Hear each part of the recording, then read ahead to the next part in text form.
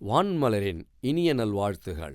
இன்று 2026ஆம் ஆண்டு பிப்ரவரி மாதம் 20ஆம் நாள்.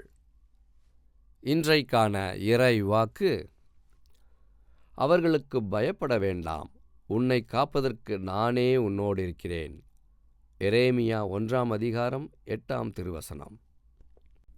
நிறைவான பாதுகாப்பு. இவ்வுலகில் மனிதர்கள் தங்கள் சுய பாதுகாப்புகளுக்காக பல முயற்சிகள் செய்கிறார்கள். தற்காப்பு கலைகள் கற்கிறார்கள், மெய்காப்பாளர்களை நியமிக்கிறார்கள்.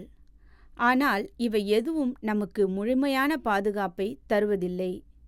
நமக்கு முழு பாதுகாப்பை அருளுபவர் கடவுளே.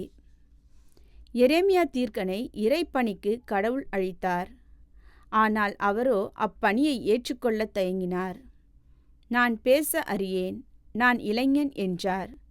கடவுள் எரேமியாவிடம், நீ அவர்களுக்கு பயப்பட வேண்டாம், உன்னை காப்பதற்கு நானே உன்னோடு இருக்கிறேன் என்றார். இவ்வுலக வாழ்வில் நாம் நமது கடமைகளை நிறைவேற்ற முடியாமல் தடுமாறுகிறோம்.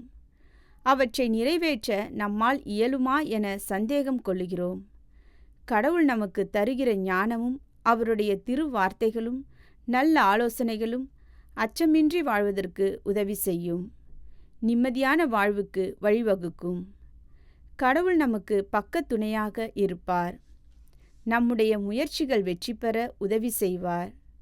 நமது கால் கண்ணியில் சிக்காதபடி பாதுகாப்பார்.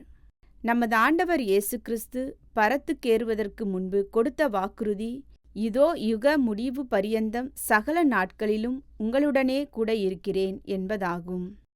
கடவுள் நம்மோடு தங்குபவர். அவர் நம்மை பாதுகாப்பார். ஆகவே நாம் அச்சமடையாமல் கடவுளிடம் நம்பிக்கை கொள்வோம்.